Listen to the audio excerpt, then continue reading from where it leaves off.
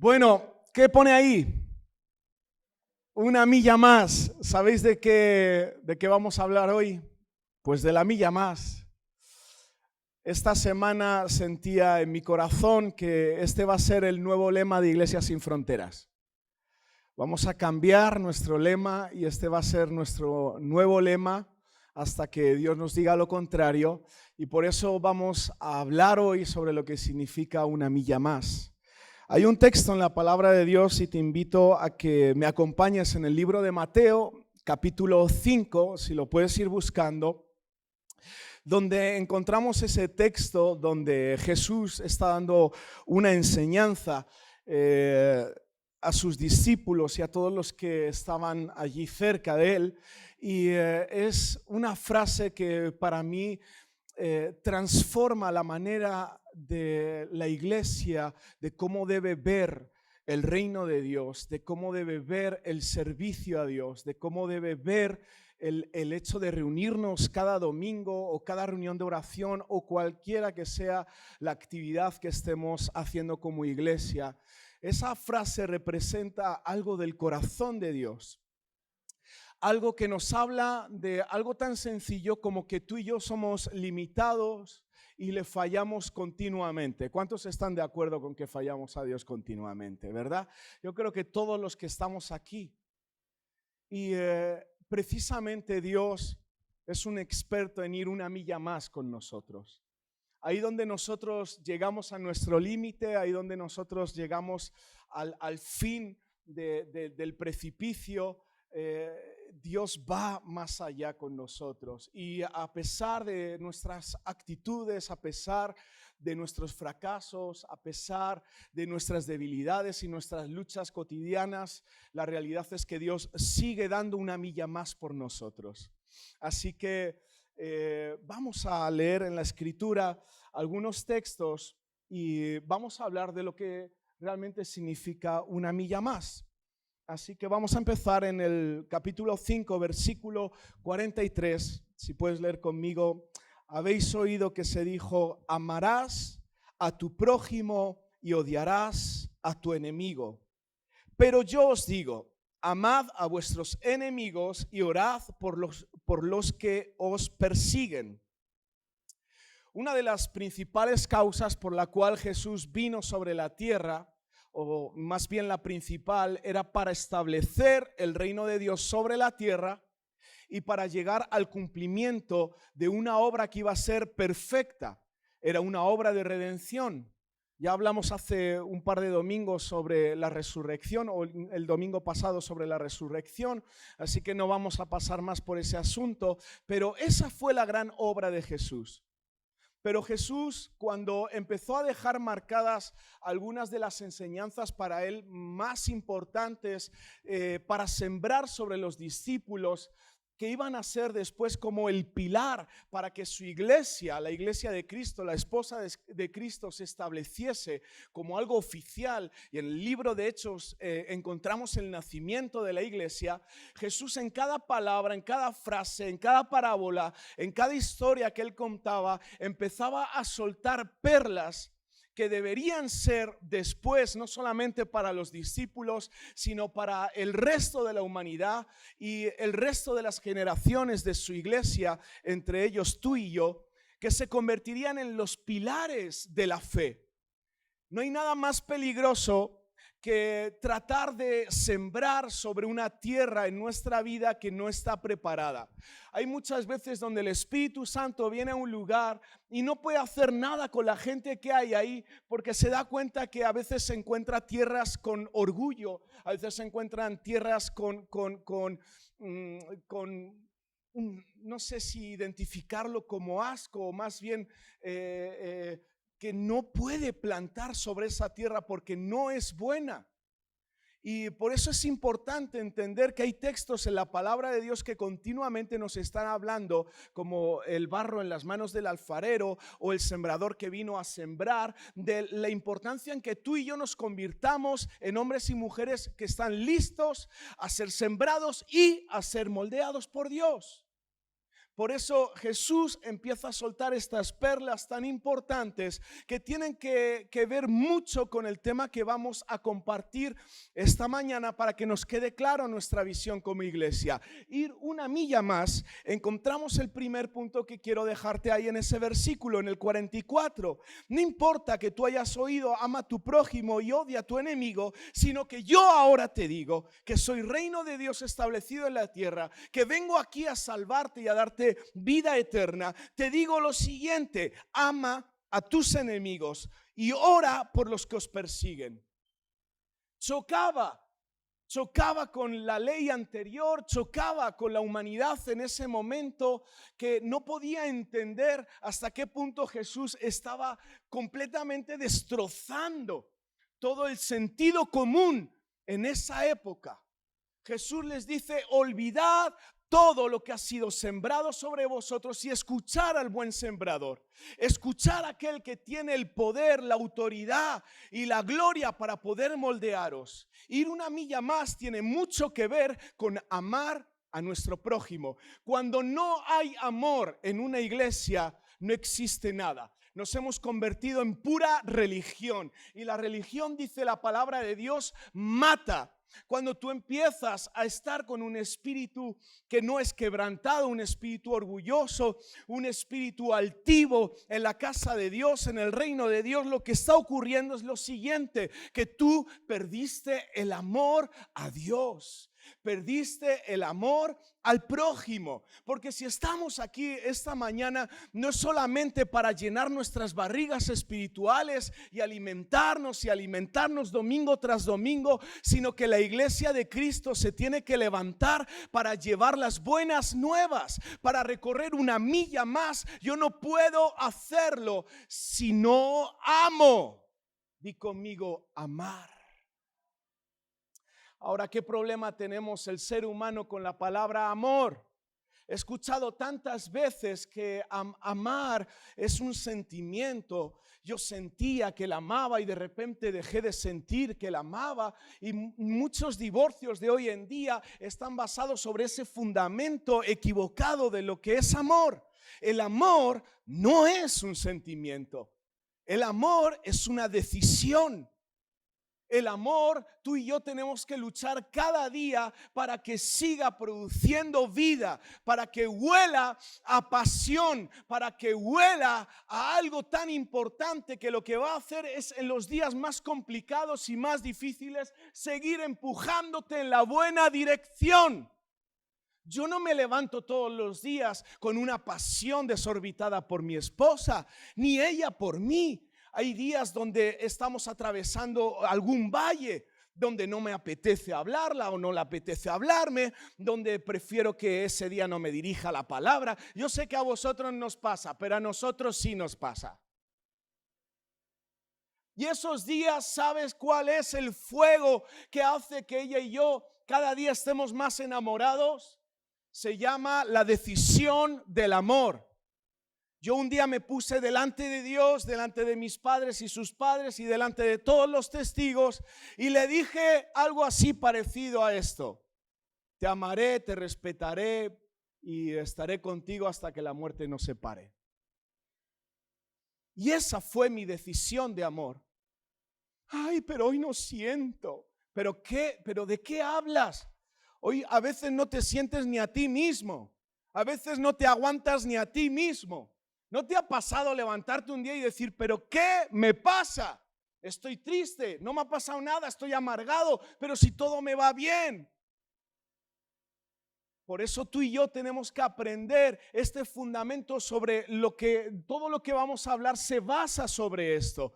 Tú no puedes nunca ir hacia una milla más con Dios si no entiendes que lo más importante es que tú ames a Dios con todo tu corazón, con toda tu mente, con todas tus fuerzas, con todo tu ser, con todos tus dones, con toda tu economía. ¿Qué? ¿Le vamos a dar todo a Dios? No, pero hazle dueño y Señor de todo lo que Él te da, y vas a ser prosperado. Esa es la realidad. Pero no solamente en la economía.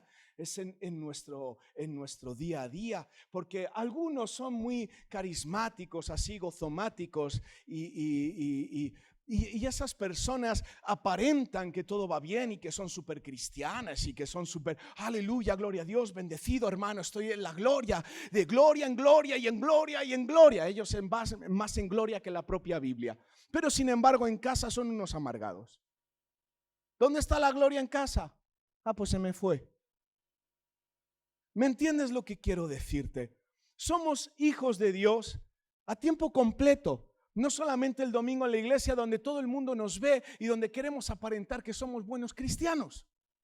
El amor se demuestra en cada momento, en cada minuto de nuestra vida. Y cuando yo fallo, porque fallo muchas veces y le piso el callo allá a él, le digo, perdóname esposa, te fallé, te hablé mal. Y eso es realmente el amor que nace del corazón y no de las palabras, que a veces los cristianos hablamos demasiado y hacemos demasiado poco. ¿Estáis conmigo? Por eso es importante amar a Dios. Y después, ¿sabes cuál es el segundo mandamiento más importante? Dice la palabra: y a tu prójimo como a ti mismo.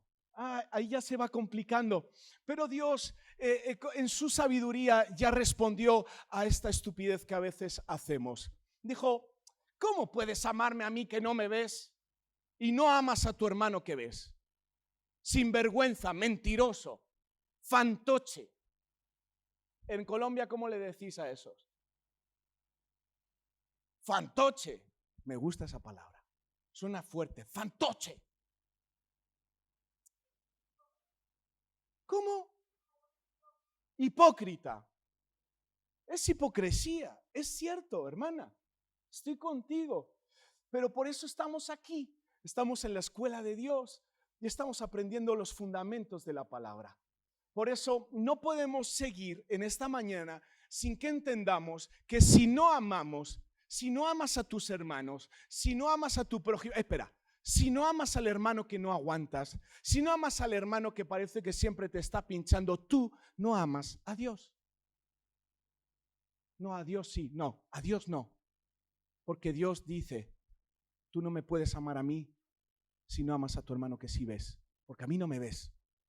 Así que es tiempo de examinarnos, iglesia. Y es tiempo de preguntarnos por qué estamos aquí. Es tiempo de decirnos 4 cosas bien dichas a nosotros mismos. Porque parece que cuando alguien nos reprende o alguien nos dice algo, aunque sea verdad, nos duele, ¿verdad? Y hay muchos falsos por ahí que van diciendo, a mí me gustan que me digan las cosas como son. Mentiroso, a ti no te gusta, porque cuando te lo dicen te enfadas, sinvergüenza. Esa es la verdad. No, pero a mí a la cara. Y cuando te lo dicen, le quieres romper la cara al otro. Entonces, ¿estamos dispuestos realmente a ser escaneados por Dios? ¿Estamos dispuestos a abrazar la visión que Dios nos está dando de ir una milla más? Pues esto es lo más importante y sobre lo que se va a basar toda nuestra vida. Amar a Dios y amar a nuestro prójimo. Amén. Punto número 2. En el versículo 41, un poquito antes, dice, cualquiera que te obligue a ir una milla, ahí lo tenéis, ¿ves con él? 2. Al que te pida, dale. Y al que desee pedirte prestado, no le vuelvas la espalda. Mira, yo sé que muchas veces en lo que llevamos humanamente, podemos fácilmente torcer la palabra de Dios. Podemos sacar un texto de su contexto, crear nuestro pretexto y practicar algo falso a lo que creemos que la Biblia dice. Por eso es importante que pidamos a Dios sabiduría para saber lo que la palabra de Dios nos está mostrando exactamente. Te voy a decir lo que en ese momento Jesús estaba pensando cuando estaba soltando esta palabra, que para muchos puede ser algo injusto, porque en el mundo que vivimos tan egoísta, ¿no habéis oído que, oye, si le doy esto, me coge esto? ¿La habéis oído? Hay mucho cara dura por ahí. Y el que desea pedir prestado, oye, que no se lo, pero por favor, me va a pedir la casa, me va a pedir el coche, me va a pedir a la suegra, esa sí se la doy. Pero la realidad es que Jesús en este momento estaba tratando de hacer ver, en ese contexto de la historia, que los soldados romanos tenían un derecho y la autoridad de pedir a los civiles que llevaran su equipo por una milla. Era ley. Por eso los romanos, como siempre o continuamente estaban en batallas, cogían a civiles y le decían, venga, majete, coge las cosas y tira una milla. Y fíjate, ¿te acuerdas lo que pasó cuando Jesús no podía más con la cruz? Los dos soldados a quien estuvieron forzando, Simón. ¿Te acuerdas de Simón de Cirene? Les dijo, tú, coge la cruz y sigue. Ay, ¿y qué quiere Dios decirnos con todo esto? Mira, la esencia de este texto es aprender a estar siempre dispuesto a llevar la cruz. De eso se trata. Jesús estaba tratando de decirle a sus discípulos y a todos los que estaban escuchando que aunque todavía no hubiesen visto y quedaba poco para que Jesús tuviese que sufrir las penalidades, para que Jesús tuviese que ser clavado en esa cruz, no lo iban a entender bien y por eso les estaba tratando de explicar de otra manera la importancia de llevar la cruz cada día. Después Jesús dijo en otro texto, el que quiera seguirme, que coja su cruz cada día y que venga, que siga. Ahora, ¿qué representa llevar la cruz? Oye, ¿la cruz crees que hace cosquillas? En la cruz tienes ganas de reír. En la cruz tienes así un gozo y una... No. La cruz representa muerte. La cruz representa muerte. Y por eso Jesús dijo que para que Él pudiese vivir en nosotros y hacerse grande y fuerte en nosotros, tú y yo teníamos que morir, menguar para que Él crezca. Y eso es la esencia de ese texto. Ir una milla más nos está hablando de morir. Nos está hablando de hacer cosas que no nos apetecen. Nos está hablando de servir en cosas que ni podríamos haber imaginado. Nos está hablando de que cuando estoy cansado me aguanto y voy una milla más. Y iglesia, te voy a decir algo muy importante que seguro que tú lo sabes, porque es la bendita esencia de este mundo en el que vivimos. El que algo quiere, algo le cuesta. Tú quieres un matrimonio próspero hasta el final de los días, pues tienes que invertir todos los días. ¿Quieres tener hijos que amen al Señor, que sigan los pasos de la cruz? Que cuando tú ya seas viejito y hayas perdido, o no tan viejito, pero hayas perdido el poder que tenías sobre ellos de autoridad, porque ya son mayores y grandes. ¿Quieres estar seguro de que caminan en los caminos del Señor sin apartarse a izquierda o a derecha? Pues invierte en el momento adecuado en ellos. ¿Quieres tener una iglesia que prospere? Lucha. Bendícela, ora por ella, ámala, cuídala, bésala. A las sillas no, a los hermanos. ¿Me explico? De eso se trata, llevar la cruz. La cruz nos hace morir a nosotros mismos para que Cristo viva. Significa llevar una milla más en el momento en el que yo me quiero parar porque estoy cansado, porque no puedo más y de repente algo en mí, un dominio propio, me dice, aunque estoy cansado, yo voy a seguir. ¿Por qué? Porque es para Él. Porque Él es el Rey de Reyes, sea que viva, sea que muera, Él lo merece todo. Punto número 3. Vamos a ir a Mateo 4, versículo 20. En el 20 dice, entonces ellos, dejando al instante las redes, le siguieron. ¿Qué tiene que ver con ir una milla más? Mira, en este llamamiento de los primeros discípulos pasan cosas extraordinarias que nos van a ayudar a entender cómo puede ser el llamado de Dios sobre nuestra vida. Si tú estás esperando una voz que viene desde el cielo, así como en las películas, no va a surgir. Si estás esperando un milagro así que sea abrumador, no va a ocurrir. Hermanos, el milagro del corazón de Dios ya está aquí en la palabra. Y ahí encontramos otra perla que nos ayuda a cómo ir una milla más en nuestra vida. Cuando Jesús les dice en el versículo 19, el anterior, seguidme y yo os haré pescadores de hombre, está hablando a hombres que toda su vida había sido pescar en el mar. Era su profesión. Allí no tenían que acabar ni la EGB, ni la ESO, ni bachillerato, ni la escuela para ir al trabajo. No. Allí desde que tú tenías piernas fuertes y brazos para poder trabajar y la suficiente inteligencia como para poder subirte a un barco y bajarte, tú ya estabas listo para irte a trabajar.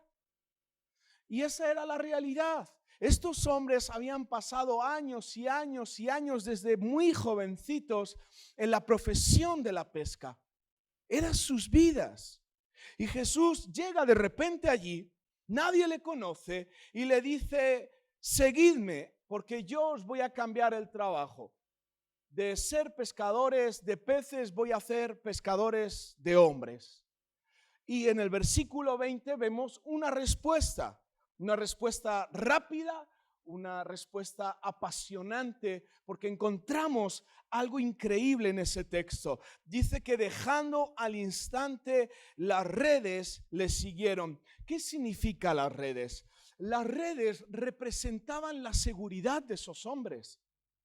Comían de esas redes, mantenían a sus hijos de esas redes. Esas redes eran su vida.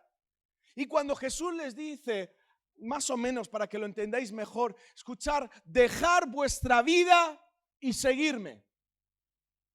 ¿Qué habríamos respondido algunos de nosotros? No lo habríamos pensado. Bueno, si no viene el profeta más famoso del momento y me lo dice, yo no hago nada.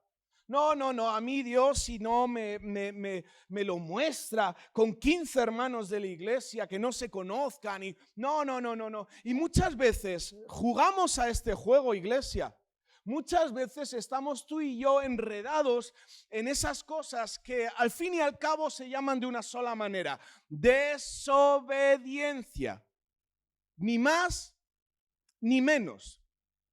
Porque aquí algo interesantísimo es que estuvieron dispuestos al instante dejar la seguridad de sus vidas para seguirle a Él. Ir una milla más tiene que ver con una iglesia que está dispuesta a ser una iglesia obediente. Y conmigo obediente. Pero obediente a Dios.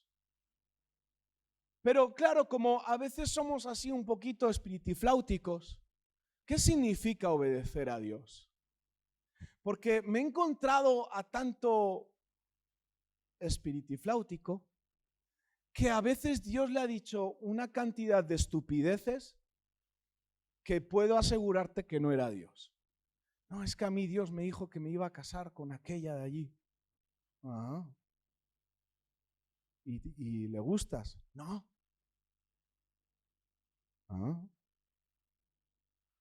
¿Y cómo vas a hacer?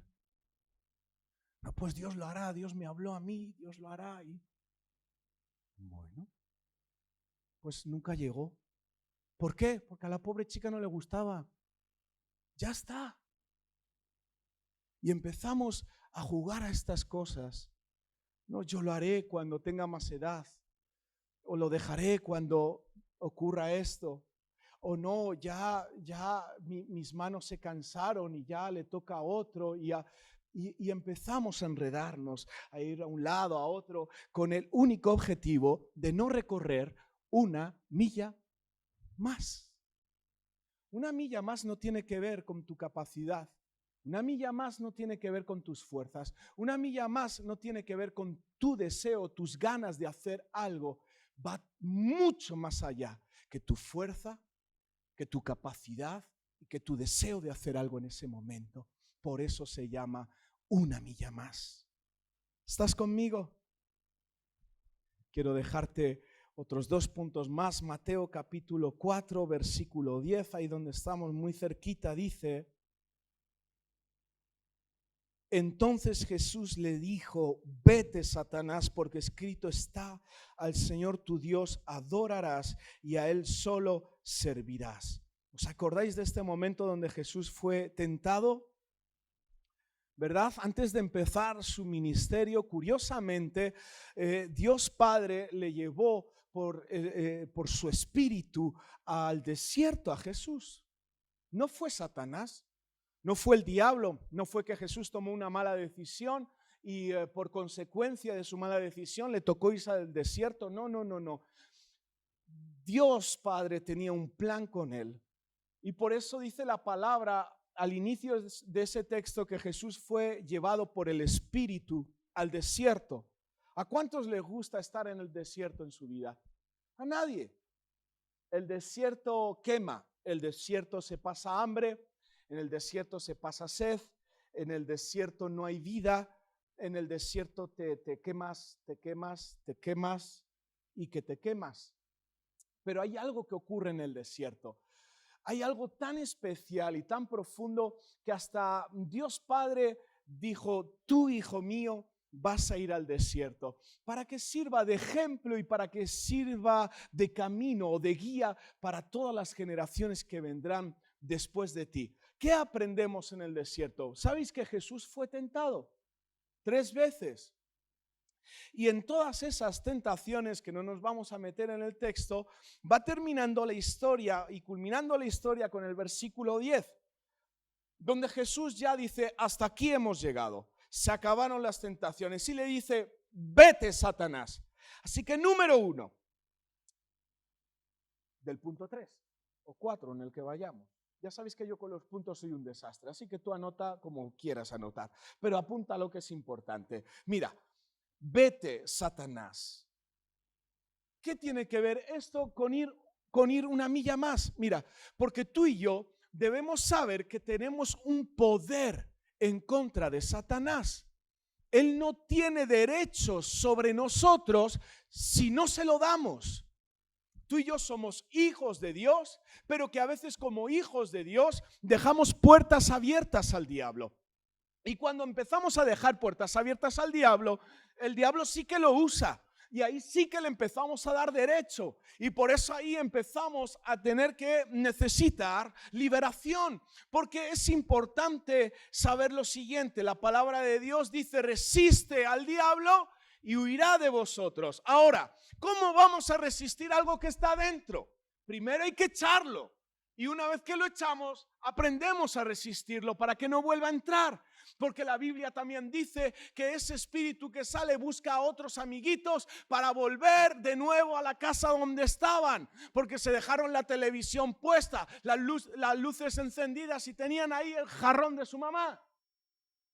Por eso, iglesia, es importante que entendamos, tú y yo necesitamos ser liberados de cosas. Te voy a dar algunos ejemplos así. Ya sé que no son para vosotros, son para los hermanos de Brunete.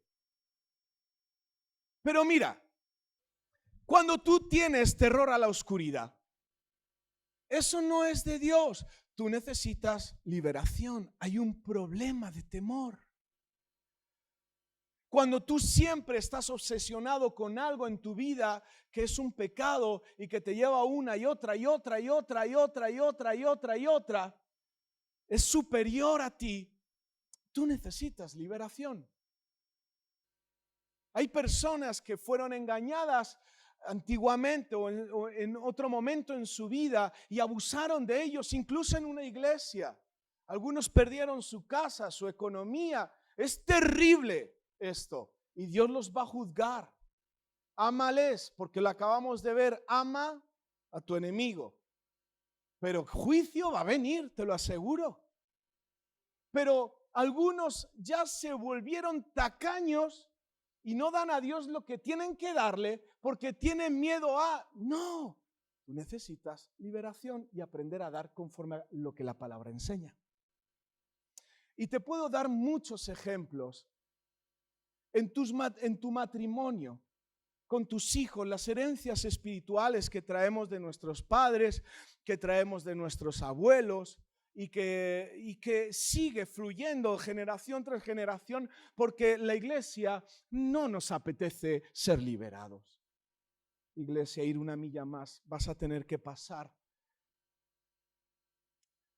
por la bendición de la liberación. Vete, Satanás.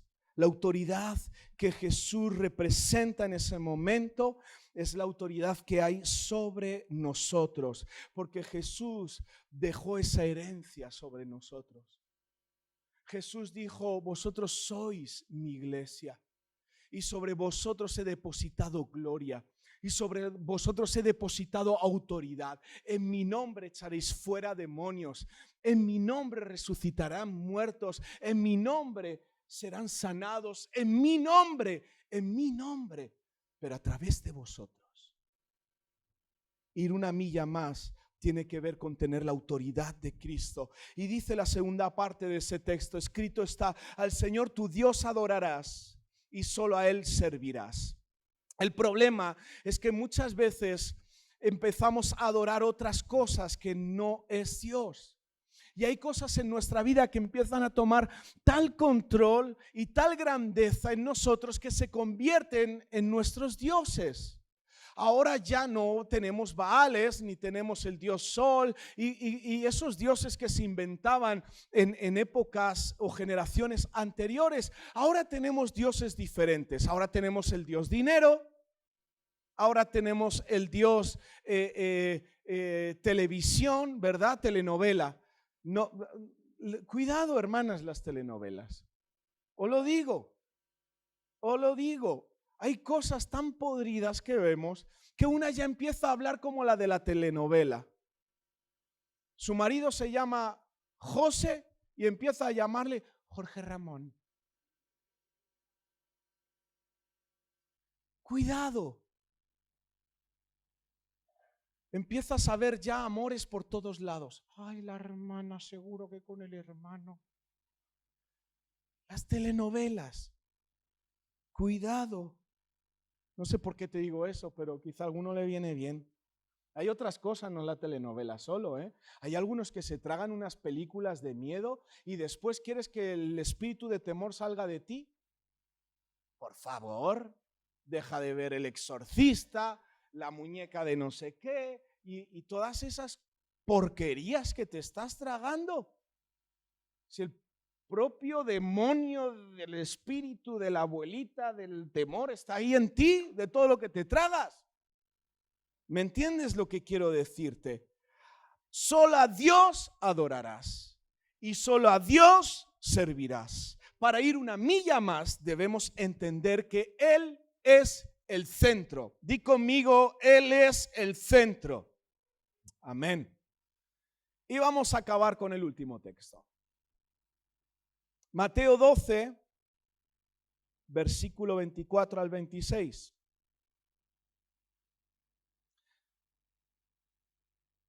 Y el equipo de alabanza, si se puede preparar, por favor.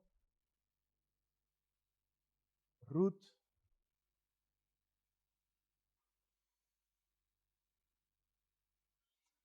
Cuando los fariseos lo oyeron, dijeron: este no expulsa a los demonios, sino por Belcebú, el príncipe de los demonios. Y conociendo Jesús sus pensamientos, les dijo: todo reino dividido contra sí mismo es asolado, y toda ciudad o casa dividida contra sí misma no se mantendrá en pie.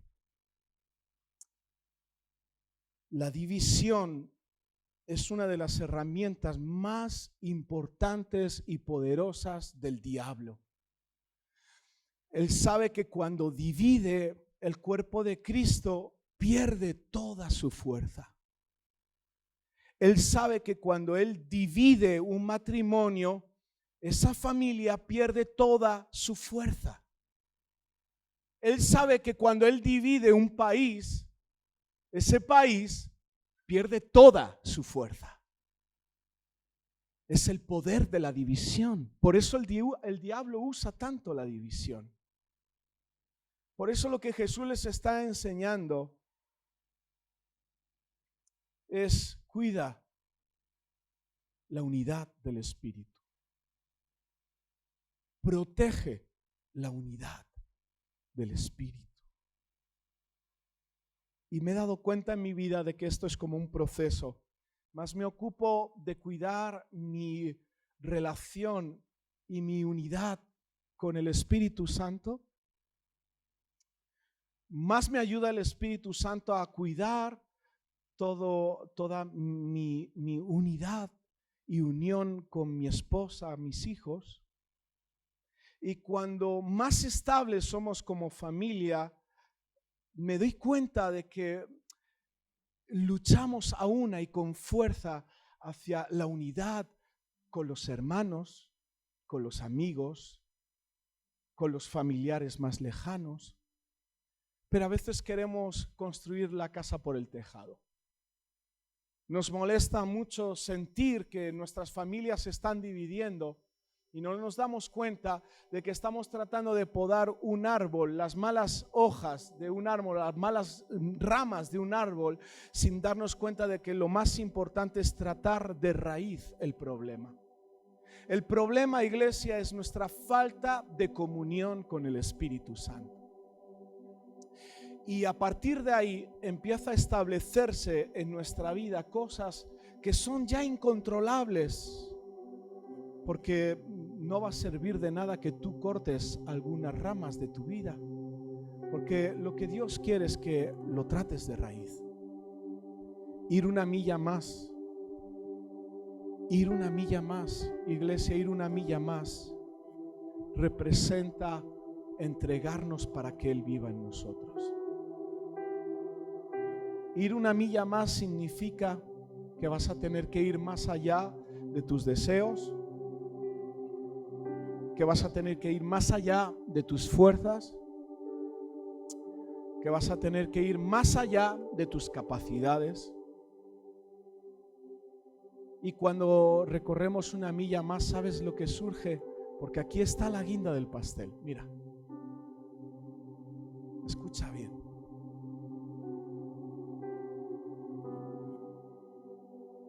A Dios le encanta manifestarse en una obediencia. Esperad si queréis a sacar los millones que vais a dar al Señor hoy. Escúchame bien esto, que es muy importante, porque es el resumen de todo, es la esencia fundamental de nuestro lema. A Dios le encanta bendecir, dar unción, traer gloria o depositar gloria sobre una vida de obediencia, pero que como todas las vidas en obediencia llegan a un límite.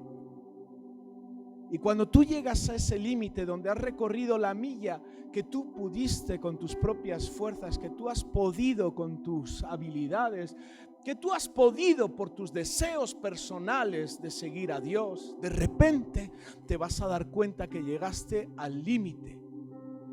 Pero porque estuviste en el camino adecuado, con una vida de obediencia, Dios viene y donde tú no llegas, en su presencia te coge y te ayuda a caminar esa milla más. Y por eso ese texto en la palabra de Dios que dice: mi yugo es fácil y ligera es mi carga.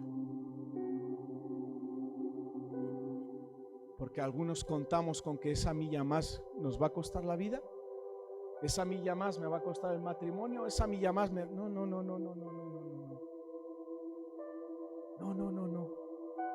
La milla más tiene que ver con depositar nuestras vidas en Dios, y ahí donde yo no llegue a saber que quiero ir más allá, pero solamente será a través del poder de su Espíritu Santo. Así que en esta mañana me gustaría que juntos orásemos por un compromiso personal con Dios. Y no te levantes si no quieres hacer este compromiso, y te puedo asegurar, nadie te va a juzgar aquí. Pero es tiempo de caminar una milla más. Es un tiempo donde Dios nos está enseñando como iglesia a caminar en el desierto. ¿Vamos a ser tan cabezones como el pueblo que salió de Egipto y tuvo que pasar 40 años? Que esa generación tuvo que morir en el desierto porque no era capaz de entender que Egipto se terminó. Yo quiero llegar a Canaán. Y para llegar a Canaán, si dar 40 años vueltas en el desierto, yo tengo que aprender a recorrer una milla más. Y para recorrer una milla más, yo tengo que estar conectado a su Espíritu, obedecer a su mandato y esperar el momento donde no puedo más para decir: ahora absórbeme, Espíritu Santo, y llévame donde tú quieras, porque yo quiero obedecer. Y si es el deseo de tu corazón, voy a pedirte que te levantes ahí donde estás.